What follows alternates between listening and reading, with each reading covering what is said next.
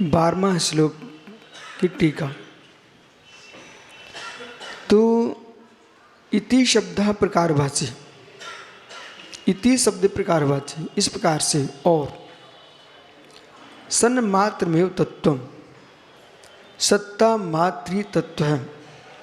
तो सन्मात्र तत्वम सद्रव लक्षणम, जब ऐसा कथन किया सन्मात्र तत्वम तो क्या ग्रहण करना, सद्रव लक्षणम। जो द्रव्य का लक्षण सत है, द्रव्य का लक्षण सत है। सत अस्तित्व, अस्तित्व मौजूदगी, वस्तु अपने स्वभाव में त्रिकालिक है। वो वस्तु का अस्तित्व जो गुण है वो कभी समाप्त नहीं होता। अस्तित्व के बल पर ही सत का बोध होता है। और सन मात्रम तत्वम विभ्रम तत्वम, इस प्रकार से शब्द सन्मात्र परम ब्रह्म ही तत्व, विभ्रम ही तत्व। तो एव तत्वम विभ्रम एव तत्वम, विभ्रम तत्व है इत्यादि प्रकार सूचित, ऐसा सूचित करते हैं। संग्रहणी सर्वतत्व भेदवती सर्वैक्यम अप्रतिमति। तो संग्रहणे से सब कुछ सतरूप है। संग्रह रूप से क्या है, शतरूप है। संग्रहणी सर्वम सत्यम अभेदमिति सर्वैक्यम अभिप्रेत। हमने संग्रहणी की अपेक्षा से संपूर्ण द्रव्य को सतरूप में ग्रहण किया, अभेद रूप में ग्रहण किया, ऐसा अभिप्राय समझना चाहिए। इसमें किसी प्रकार का विभ्रम नहीं है अभिप्राय। परंतु जैसे आपने अभी आलाप पद्धति में पढ़ा कि परम भाव ग्राहक द्रव्यार्थिक नय से कर्म नोकरूपी अचेतन स्वभाव, उसी को आपने असद्भूत व्यवहार नय से कर्म रूपी चेतन स्वभाव, ठीक, ये आपने व्याख्या किया। तो अब जो ना समझे वो क्या बोलेगा, आप दो प्रकार की बातें कर देते हो, कहाँ चेतन कहाँ अचेतन। तो आपको बोध होना चाहिए जो हम बात कर रहे हैं पूर्ण सत्य है, परमार्थ में व्यवहार में ऐसा ही देखा जा रहा है। पानी का कमंडल बोलना ही पड़ेगा, ठीक है, भले वो अभी लकड़ी का है पर उसमें पानी भरा है, तो व्यवहार आपको चलाने के लिए पानी का बोलना ही पड़ेगा। अन्यथा दो द्रव्यों का एक साथ ज्ञान नहीं होगा। दो द्रव्यों का बोध कराना आपको, और दो द्रव्यों को बोध कराना है तो आपको असद्भूत का प्रयोग करना ही पड़ेगा। दो द्रव्यों का युगपत बोध कराने के लिए असद्भूत का प्रयोग करना पड़ता है। बाकी तो लिखा हुआ तो आप भी समझ जाएंगे। अब समझिए, दो द्रव्यों का बोध करा रहे हैं, कर्म नो कर्म। अब माना कि इसमें जल भरा हुआ है, तो जो युद्ध चल रहे हैं देश में, बोले पाइपलाइन खत्म कर दिए, बोले टैंक खत्म कर दिए, समझ रहे ना। तो उनको खत्म करने का उद्देश्य क्या था, अंदर भरी वस्तु को नाश करना, समझ रहे ना, अंदर भरी वस्तु को नाश करना। अब धनुष बाण चलाएंगे तो आत्मा में चलेगा क्या, नहीं चलेगा, लगेगा तो शरीर में ना। तो शरीर के विघात से पीड़ा किसको होगी। ये कमंडल पर किसी ने बाण छोड़ दिया तो पानी बाहर निकल जाएगा पूरा, बस सामने वाला काम पूरा हो गया। कोई भी क्रिया हो अपनी संतुष्टि के लिए होती है, ये आप सूत्र बिल्कुल मस्तिष्क में रखना। कोई भी क्रिया करता व्यक्ति अपनी संतुष्टि के लिए करता है। सामने वाले ने उसका टैंक फोड़ दिया, बस उसको संतुष्टि मिल गई, बोले भैया घोषित कर दिया। फूटा कौन, भिन्न वस्तु, न शत्रु फूटा न ये शत्रु फूटा। फूटा कौन, टैंक, पर उसमें उसका ममत्व था, इसमें इसका द्वेष था, उसमें उसका द्वेष था, इसमें उसका ममत्व था। तुम्हारी प्रिय वस्तु को हमने विनाश कर दिया तो हमें संतुष्टि मिल गई, ठीक। और जो फूटा है वो अगली पर्याय को प्राप्त हो गया। वस्तु का वर्णन तो स्वतंत्र चल रहा है। अब यहां बेटा अध्यात्म योगी सामने, वो युद्ध में भी मुस्कुरा रहा है। ये रहस्य की विद्या है। वो युद्ध में मुस्कुरा रहा, बोले कैसे मुस्कुरा रहा, देखो विकार ही कार्य है, विकार ही कार्य है। एक विकृति हुई, व्यक्ति की मृत्यु हो गई, मुर्दे का जन्म हो गया, निशमशान खाली पड़े रहेंगे। क्या संसार है। देख रहा गया एक भाव से, आनंद आएगा उसको, आनंद कुछ नहीं है। आत्मा एक शरीर को छोड़ दूसरे शरीर में चली गई। वर्तमान के रागियों को राग देश हो रहा है। जो भवन मिट रहे हैं वे बनाए ही थे, जमीन तो जैसी वैसी थी वैसी फिर वैसी हो गई, फिर नए उठ जाएंगे। ये चलता रहा है, चलता रहेगा। अपने परिणाम खराब करके अपनी गति मत बिगाड़ो। जिस शरीर में तुम बैठे हो वो भी नष्ट हो जाएगा। ये अंतर का अध्यात्म। ठीक, बहुत धीर चाहिए, निर्मोह चाहिए, धीर चाहिए, निर्मोह चाहिए, निर्दयता नहीं चाहिए। ध्यान रखो, निर्मोह चाहिए।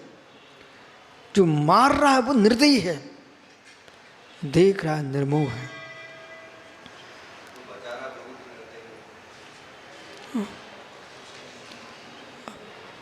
अब व्यवहारिक बातें लोग करने लगते हैं। रक्षा दया रूप है। किसी को भिन्न को मार के दया नहीं होती है। दयालु दोनों तरफ से रक्षा ही करता, मारता नहीं किसी को। संग्रह ही सर्वसत भेदते सद्विप्रतिमति विवारस्तु। हम स्यादवादी यहीं तो जय विजय को प्राप्त होते हैं। विवारस्तु, देखो जैन सागर जी, लघीय स्त्री को बहुत अच्छे सुन लो बेटा। परीक्षा मुख से लघीय स्त्री नहीं बनी, लघीय स्त्री से परीक्षक सूत्र बना है। और जितने गहरे सूत्र हैं, इसका जो अभयचंद्र सूरी ने जो टीका की है, वो वास्तव में उन्होंने न्याय कुमचंद का सार निकाल के लाया है। बहुत मेहनत की। विवारस्तु,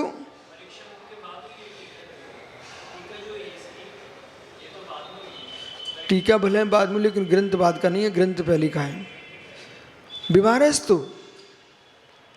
अब विवारस्तु जिन्होंने तत्वासूत्र की राय सर्वास्ति अच्छे समझ ली है, कुछ भी कठिन नहीं है। विवाह तदेदम विधि पूर्वकम विवरति, ये सबको ध्यान रखिए। काम तो कोई भी कर सकता है। ये डंडा बन के आ गया तो कल कितना खराब लग रहा था, आज अंतर आया कि नहीं आया। विधि पूर्वक विवरित करना पड़ता है तो सुंदरता आती है। रोटी बना, बिना काम का आदमी रोटी बनाने को दे दिया, एक बेलन इधर फेंका, एक इधर फेर दिए, वही लो। अरे जब बनानी है तो गोल गोल अच्छे से बनाओ तो खाने वाले को स्वाद भी आए और देखने वाले को सुंदर भी लगे। ठीक है। अब लोचन रसना, लोचन को भी अच्छा चाहिए और रसना को भी अच्छा लगना चाहिए। अब कुछ लोग अंदर में जो स्वादिष्ट हैं पर उनका चेहरा ऐसा लगता है सारस्वत जी। अब एक दिन ये आसी बोले गुरु जी खीर, खीर हमने रख लो अपनी खीर। उसको पहले से इतना गुड़ भर दिया। अब शास्त्र में लिखा है दुग्ध गुड़ का मिश्रण से कुष्ठ होता है। अब ये जबरदस्ती कर रहा भाई, इसको ज्ञान तो है नहीं बच्चा को। दुग्ध गुड़ का मिश्रण करने से कुष्ठ रोग हो जाता है। अब विधि समझना चाहिए, खाना कैसे चाहिए, बड़ा रहस्य है।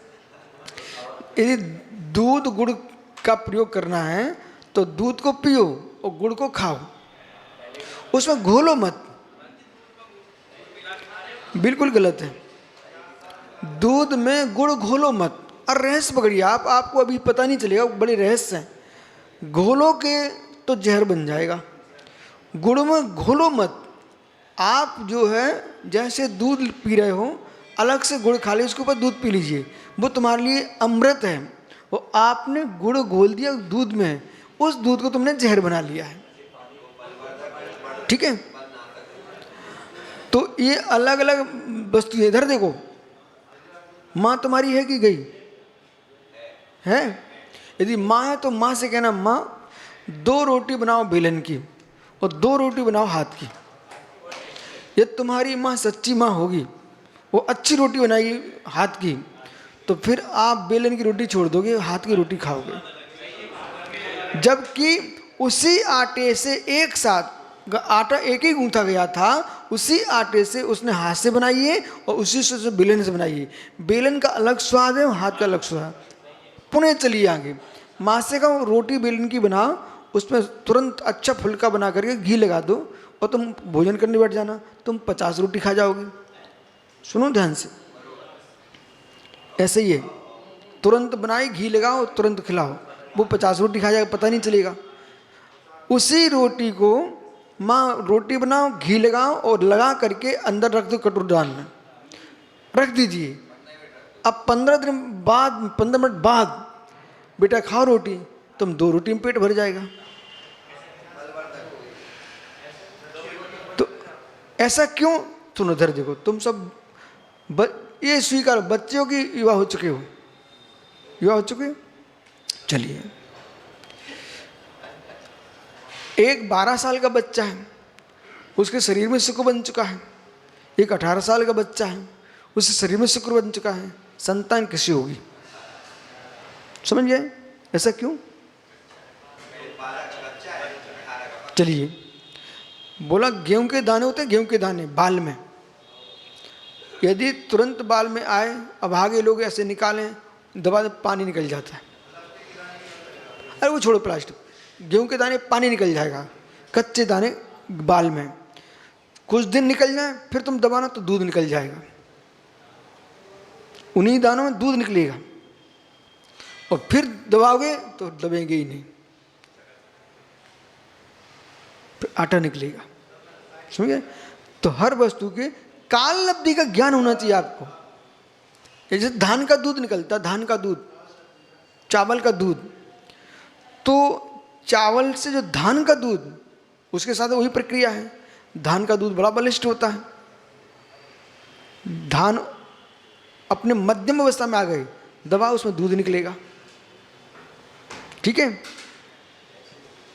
तुमने धान का तेल देखा? तेल, चावल का तेल छत्तीसगढ़ में बहुत चलता है। आइए, बहुत हो गया, मेरी आगे चलो। विधि पूर्वक प्रवृत्ति, तो मतलब कोई भी क्रिया है विधि पूर्वक समय पे की जाएगी, वो कार्यभूत होगी। यथा यह सत्य द्रव्यम, जो सत्य वो द्रव्य पर्यायति, जो सत्य है वो द्रव्य पर्याय से युक्त है। पुनर् परस अपर संग्रह जीवादि नाम, अब संग्रह 2 प्रकार का, पर संग्रह अपर संग्रह। जो पर संग्रह पर संग्रह शब्द का है, यहाँ पर सामान्य संग्रह, विशेष संग्रह, शुद्ध संग्रह, अशुद्ध संग्रह, पर संग्रह, अपर संग्रह, ये सब पर्यायवाची नाम है। अपर संग्रह जीवादि नाम, तो द्रव्यमिति संग्रहति, ये क्या हो गया? पुनर् अपर सामान, पुनः जीवा द्रव्यम जीवादि नाम, ज्ञानाम रागादि से पर्यायति, और उसके जीव की ज्ञानादि रागादि क्या है? पर्यायति, संग्रहणति, ये संग्रहण है। अपर से अपर व्यवहारा, पुनः द्रव्यम जीवा जीव, और अपर व्यवहार में द्रव्य जीवा जीव व्यक्ति, जो संग्रह ने ग्रहण किए हैं उनको विधि पूर्वक व्यवहार कर देना। तो अपर व्यवहार में अपर संग्रह का अपर व्यवहार और पर संग्रह का पर व्यवहार। ये सब पर्याय असौ स्वाभावी, जो पर्याय है कैसी है? स्वभावी, ठीक है, क्रमभावी। अब स्वभावी पर्याय, क्रमभावी पर्याय भवती। अब 2 शब्द बोल दिए, अब दे तो टीका कर रहे हैं। अब पढ़े लिखे लोग ग्रंथ वही पकड़िए जो तुम्हारी क्षमता है। क्रमभावी पर्याय बोल दिए, अक्रमभावी पर्याय बोल दिए, तो क्रमभावी पर्याय व्यंजन पर्याय, द्रव्य व्यंजन पर्याय, स्वभावी पर्याय गुण पर्याय। बोलो बराबर? तो ये यहाँ लिखा नहीं है, तो आपके पास बुद्धि होना चाहिए, इतना अध्ययन होना चाहिए कि वो आगे का ग्रंथ पढ़ रहे हैं। इन्होंने अलग शब्द का प्रयोग नहीं किया, 2 पर्याय 2 है, क्रमभावी और स्वभावी। तो स्वभावी पर्याय गुण पर्याय है, क्रमभावी पर्याय व्यंजन पर्याय है। इस प्रकार से समझना चाहिए। एवं परापर संग्रह व्यवहार परंपरा वर्तते। पर अपर संग्रह का व्यवहार परंपरा से देखा यावत ऋजुसूत्र विषयमति। कब तक लगाना? जब तक ऋजुसूत्र नहीं पढ़ना आ जाए तब तक लगाते रहना चाहिए। एक समय की पर्याय आ गई तो फिर वो व्यवहार तुम्हारा समाप्त, व्यवहार समाप्त। परंपरा की